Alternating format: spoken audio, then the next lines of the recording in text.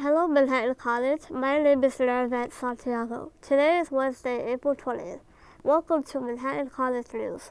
Our first story today is about a Manhattan College alumni who has worked in the entertainment industry.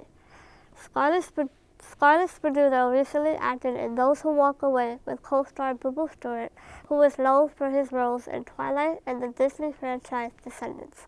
We will hear more from Scarlett about how she got into acting and her time at Manhattan College.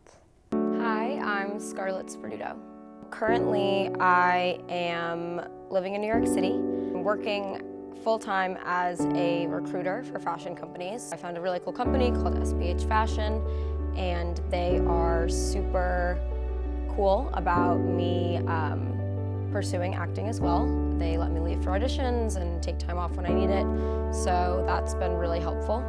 When I was a kid, my older sister Lexi, she's 10 years older than me, and she was really into acting, so I was just kind of there as a kid. And when I was 2, her agent was like, "Can we send her out too?" And my mom was like, "Sure." So that's kind of how I got into it. I would say that I definitely became a lot more passionate about it as I got older and was able to make my own decision that this was what I wanted to do. But I think just growing up around it and always being around the industry is what made me want to be around it for the rest of my life. I took a lot of classes in high school and college where I kind of learned about other areas of the business. I always tried to take like film classes and script writing classes just so I could kind of understand the business as a whole. I got a degree in communications with a focus on public relations. My teachers were very understanding and cool about what I was trying to do.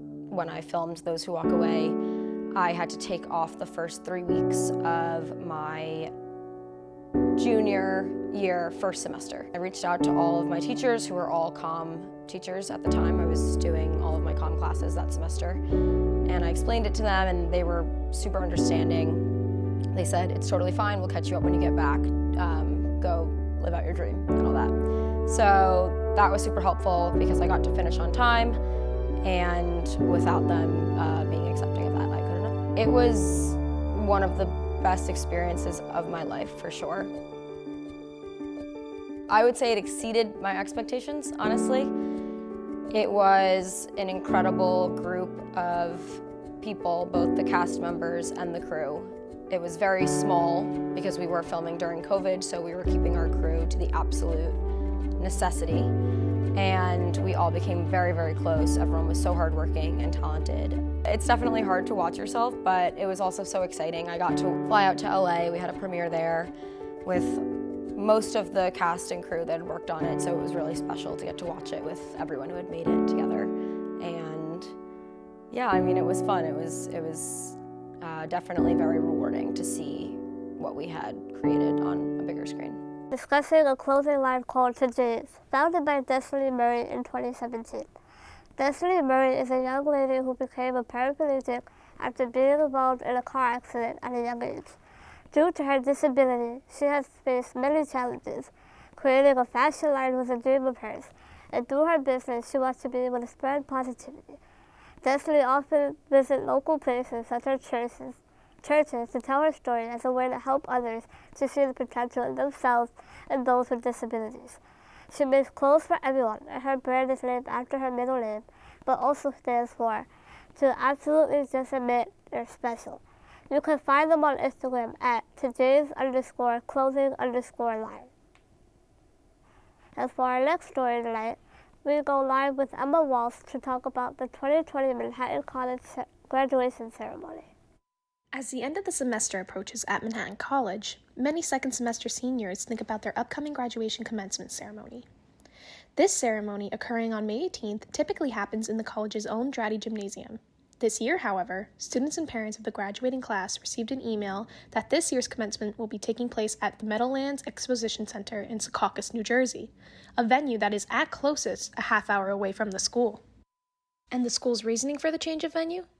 to accommodate the graduating class and their guests in a way that is COVID-19 protocol compliant. This comes as a surprise to many Manhattan College students, seeing as though the many COVID-compliant regulations the school has had in place since the beginning of the pandemic are now beginning to be lifted, such as the mask mandate. In an email, the school also states, to attend commencement, all graduates and guests must provide proof of vaccination or proof of a negative PCR test taken 48 hours prior to the event. Everyone must wear a mask inside the Meadowlands Center. The only exception is when students and faculty process into the event and when students cross the stage to receive their diploma.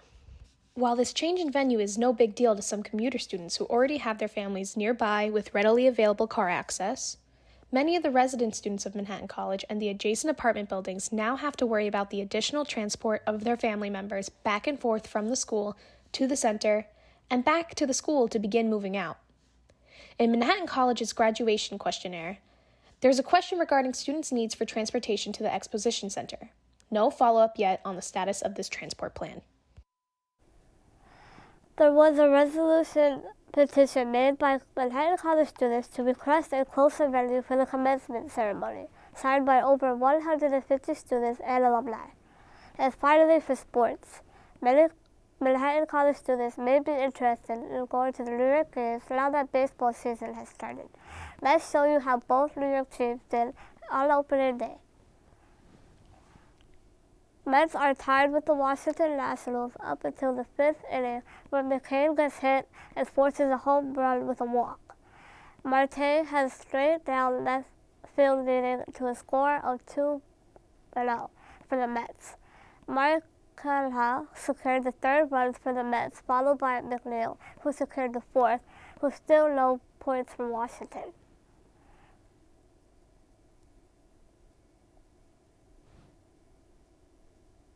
Silo hits a home run for Washington at the bottom of the 6th inning, but with Lindor hitting at the top of the 7th, it's not enough, leaving the final score 5-1.